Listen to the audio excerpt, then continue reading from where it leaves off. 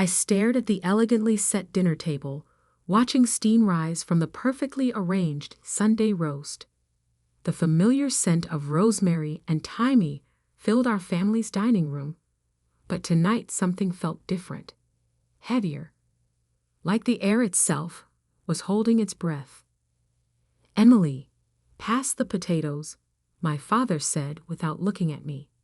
His voice carried that stern edge I'd grown familiar with over the past few months. The one that suggested I was barely worth acknowledging. I was 32, single, and according to my family, the disappointment of our prestigious Williams lineage. What they didn't know was that I'd spent the last 6 years quietly building something they couldn't begin to understand. "Did you hear about Marcus?" my mother asked, her perfectly manicured hands gesturing toward my younger brother. "He just made junior partner at his law firm, youngest in the company's history." Marcus smirked from across the table. At 29, he'd always been the golden child, the one who followed the expected path: law school, prestigious firm, country club membership, everything our parents had mapped out. "That's wonderful," I said softly, taking a small bite of roast beef. I could feel their eyes on me, waiting for signs of jealousy or resentment. I gave them neither. "Speaking of success," my father began, placing his fork down with deliberate slowness, "we need to discuss the house situation." My stomach tightened. I'd been waiting for this moment. 6 years ago, when I left my corporate job to start my own real estate investment company, they'd laughed, called it a phase, said I'd come crawling back when reality hit. Instead, I'd worked in silence, building a portfolio that now included 12 properties across 3 states. But they didn't know that. They thought I was barely surviving, living in the old family home out of their generosity. The same home my grandmother had left to me in her will, much to everyone's shock. "Emily," my father continued, his voice growing harder, "your mother and I have decided it's time for a change. Marcus needs a proper family home now that he's making partner. Somewhere to start his own family." I took another small bite, chewing slowly. "I see. Don't act dense," Marcus cut in. "You've been living there rent-free for years. It's time someone responsible took over. Someone with a real career." My mother nodded in agreement. "We've already spoken to the family lawyer. The house should have gone to your father anyway. Your grandmother wasn't thinking clearly when she made that will." The insult to my grandmother's memory stung more than their dismissal of me. She'd been the only one who saw me clearly, who understood why I spent weekends studying real estate markets instead of attending society functions. "So," my father said, reaching into his jacket pocket and pulling out a document, "we need you to sign this. It transfers ownership back to the family trust, where it belongs." I glanced at the paper but didn't reach for it. "And if I don't?" Marcus laughed sharply. "Come on, Em. You can barely afford groceries. How long do you think you can keep up the property taxes? The maintenance? The mortgage payments?" If they'd bothered to check, they'd have known the mortgage was paid off 3 years ago. By me. But they never checked. Never asked. Never saw past their own assumptions. "We're being generous," my mother added. "We'll give you 3 months to find a new place. Maybe that little apartment complex on the east side. The one where your cleaning lady lives." The contempt in her voice made my teaspoon clink against china as I set it down. They'd never approved of Maria, who'd not only cleaned our family home for 20 years, but had become my first business partner, helping me identify undervalued properties in up-and-coming neighborhoods. "The house belongs to me," I said quietly, "legally and morally." My father's face darkened. "Then you leave us no choice." He stood up, his imposing frame casting a shadow across the table. "Leave your keys and get out. This house belongs to the family now. We'll handle this through our lawyers." I looked at each of them in turn. My father, rigid with authority he'd assumed was absolute. My mother, lips pursed in disapproval she'd perfected over years. Marcus, practically glowing with anticipated victory. Slowly, deliberately, I reached into my purse and pulled out my house keys. The same keys my grandmother had handed me on her deathbed, along with a whispered piece of advice. Sometimes silence is the best strategy. I placed them on the table with a soft clink. "Thank you for dinner," I said, standing up. "And for making this easier than I expected." "Easier?" Marcus scoffed. "You're being kicked out." I smiled faintly. "We'll see." As I walked to the door, my father called out, "Don't bother trying to fight this, Emily. You can't afford the legal fees, and no bank will help you." I paused at the threshold, thinking about the documents waiting in my office, about the carefully orchestrated plan I'd set in motion the moment I heard whispers of their scheme 3 months ago. "Good night," I said softly, and closed the door behind me. In my car, I pulled out my phone and sent a single text to my lawyer.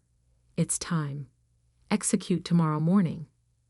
Then I drove home, my home, and prepared for what would happen when the mortgage company called them at 9 a.m. sharp with news that would shatter their carefully constructed reality.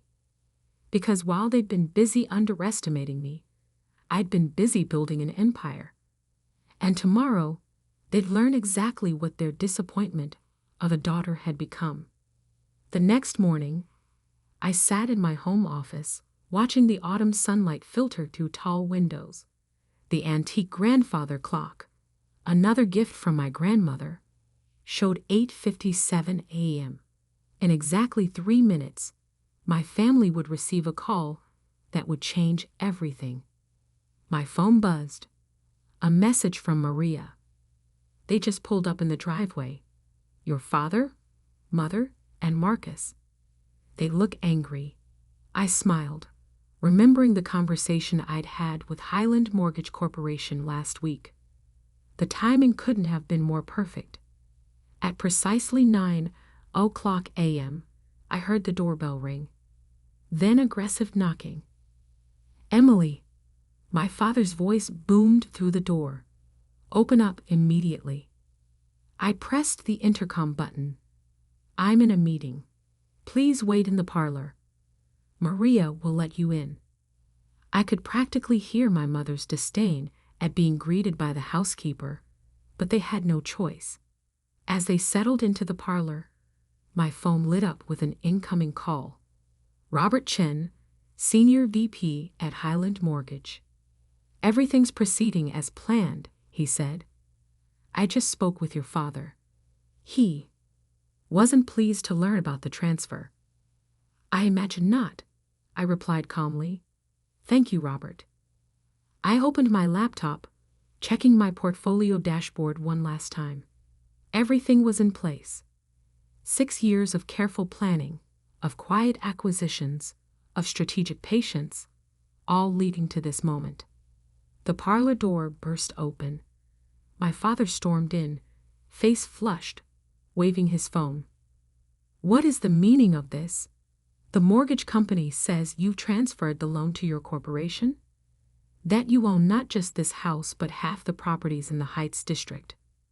Behind him, my mother clutched her designer handbag like a shield. Marcus looked less smug now, his lawyer's mind finally beginning to grasp the situation. I turned my laptop around, showing them the portfolio dashboard. "Would you like to sit down? This might take a while to explain." "Explain what?" Marcus snapped. "How you've been deceiving us." "No," I said quietly. "How you've been deceiving yourselves." I pulled up the first document, the original deed to our family home. When grandmother left me this house, you all assumed I couldn't handle it, that I'd fail. What you didn't know was that she also left me her real estate investment guidelines, her strategies, her vision. My mother sank into a leather armchair, her composure cracking. But you've been struggling. Working from home. No office, no employees. I clicked to the next screen. A satellite view of the Heights district, with properties highlighted in blue. Those aren't signs of struggle, Mother. They're signs of strategy. Every property in blue belongs to Williams Capital Investment Group, my company. Impossible, my father whispered. That's nearly 40 properties. 47, I corrected, including the building where Marcus's law firm rents their top-floor office space. I bought it through a subsidiary last year. Your rent helps fund my new acquisitions. Marcus collapsed into a chair, his face pale. The merger meeting room, the one they suddenly renovated last month. My building manager mentioned you liked the changes, I said with a small smile. I'm glad. I chose the design myself. My father's hands were shaking now. The mortgage company said, they said you've paid off over $780,000. I finished for him. Yes, 3 years ago. The house has been fully owned by my corporation since then. I just let you all believe otherwise because, well, it was simpler that way. But how? My mother demanded. Where did you get the capital?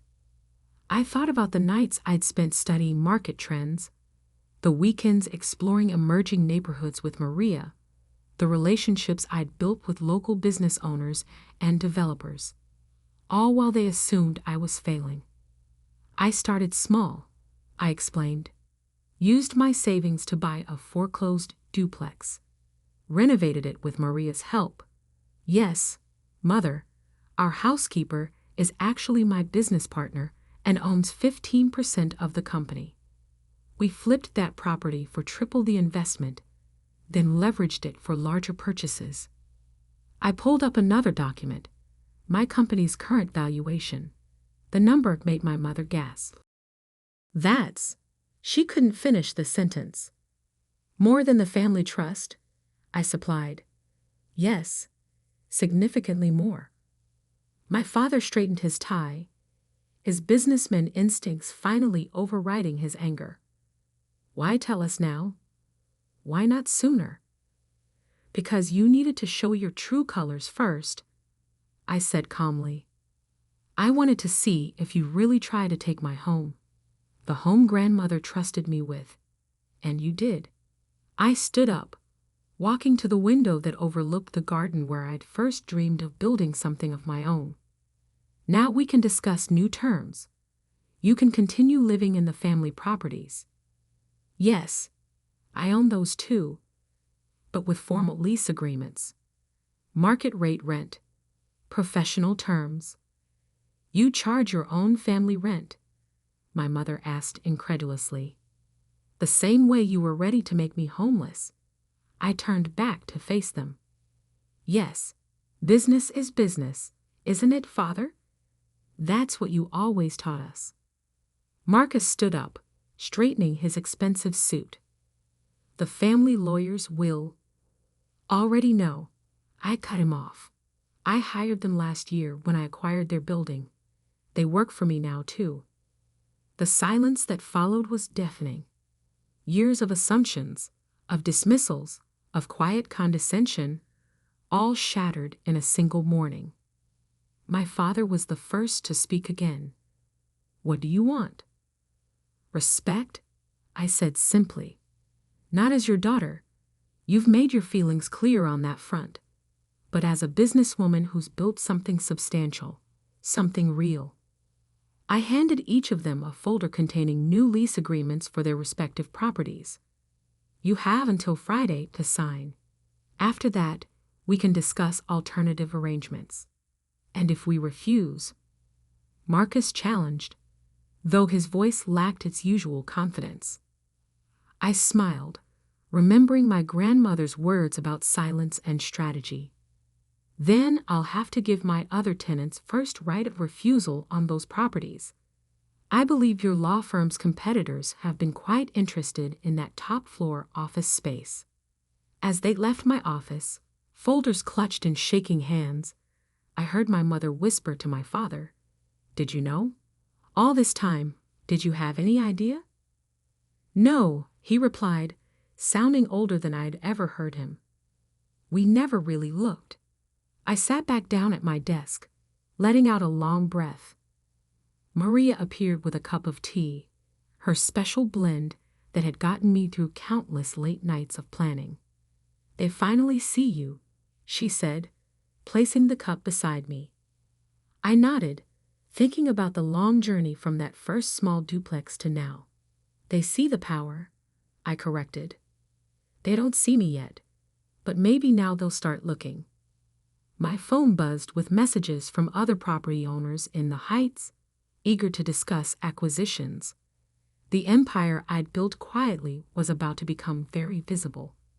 But first, I had a company to run, tenants to meet, and a grandmother's legacy to honor.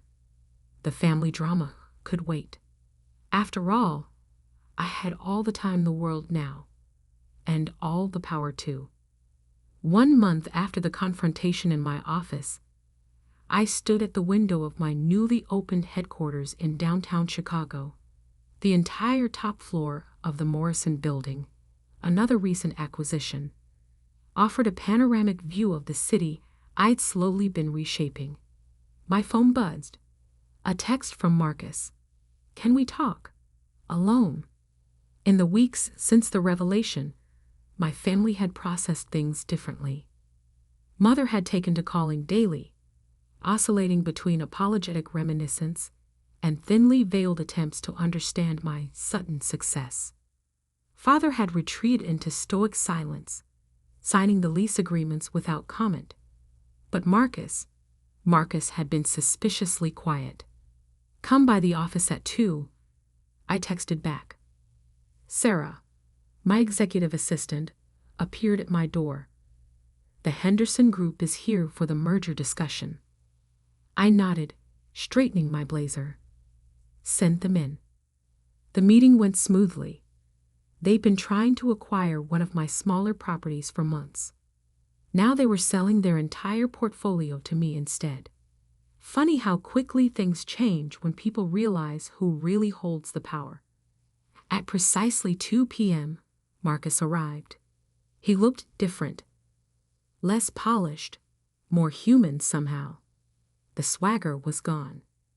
"Nice office," he said, glancing around. "Better than my firm's." "Your firm's lease is up for renewal next month," I replied, gesturing for him to sit. "We should discuss that too." He sank into the chair across from my desk. "That's partly why I'm here. They're making cuts. The merger fell through after the clients learned about the ownership changes." I studied him carefully. And I'm being let go," he admitted. "Apparently, having your landlord as an estranged sister isn't great for business." I leaned back, letting the information settle. "What do you want, Marcus?" He ran a hand through his hair, a nervous gesture I remembered from childhood. "Understanding, I guess. How did you do it? All of it? Right under our noses?" I thought about all the family dinners I'd sat through, listening to them praise his accomplishments while dismissing mine. All the hints I'd dropped that they'd ignored. "I learned from grandmother," I said finally. "Not just about real estate, but about patience. About letting people underestimate you while you build something undeniable. She always said you were different," he murmured. "Special, I just thought." "You thought she was being kind to the failing granddaughter," I finished. "Everyone did. That was useful." I opened my laptop, pulling up a document I'd prepared weeks ago, waiting for this moment. Your firm isn't failing because of our family drama, I told him. It's failing because their business model is outdated. Their client acquisition strategy is weak, and their market analysis is surface level at best. He blinked. How do you know all this? Because I've been studying them for years, just like I study every tenant, every competitor, every potential opportunity. I turned the laptop toward him. This is a preliminary analysis of where they're bleeding money and how to fix it. Why show me this? Because I'm offering you a job, I said simply. Not out of family obligation, but because you're smart when you're not blinded by ego. I need someone to head our legal department as we expand into new markets. The shock on his face was almost comical. You want me to work for you? With me, I corrected, as an equal partner in the legal side of the business. But understand something. This isn't about family. This is business. You'll earn your place, or you'll lose it, just like anyone else. He stared at the contract I placed before him. Does Father know about this offer? Father doesn't make my business decisions anymore, I replied. Neither does Mother, or anyone else. That's the first lesson you'll need to learn if you accept. Marcus picked up the contract, reading it carefully. His lawyer's instincts hadn't completely abandoned him. The salary is less than I make now, he noted. The base salary is, I agreed. But the equity compensation is significantly higher. Another lesson. Build ownership, not just income. A small smile tugged at his lips. Grandmother taught you that too. Among other things. I stood, walking to the window again. She taught me that real power isn't in what you show people. It's in what you build while they're not looking. He signed the contract without further negotiation, another first. As he left my office, he paused at the door. I'm sorry, Emily, for everything. I know, I said quietly. Now prove it by helping me build something even bigger. That evening, I visited grandmother's grave, placing fresh flowers beside her headstone. The autumn wind rustled through nearby trees as I sat on the small bench we'd often shared. You were right, I said softly. About everything. About letting them think what they wanted while I built what I needed. About patience being more powerful than pride. I told her about Marcus, about the expansion plans, about the empire that had grown from her initial lessons. I like to think she would have been proud, not just of the success, but of how I'd achieved it. My phone buzzed again. Mother, asking about Sunday dinner. This time, she suggested having it at my house. A small acknowledgement of the new reality. I texted back a simple yes. Let them come. Let them sit at my table, in my home, in my success. Let them finally see what had been there all along. A woman who turned their underestimation into an empire. Because sometimes the quietest person in the room is the one you should watch most carefully. Sometimes the child they dismiss becomes the force they can't ignore. And sometimes, just sometimes, silence isn't surrender, it's strategy. I looked up at the darkening sky, feeling the weight of everything I'd built, everything I'd become. Thank you, grandmother, I whispered, for teaching me the power of being underestimated.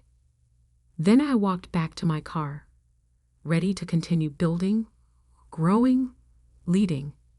Not for them anymore, never again for them, but for myself, and for every other person who's been told they're not enough. Because I wasn't just Emily anymore. I was the CEO of a real estate empire, the owner of half the city's prime properties, and living proof that sometimes the best revenge isn't in what you say. It's in what you build while they're not looking.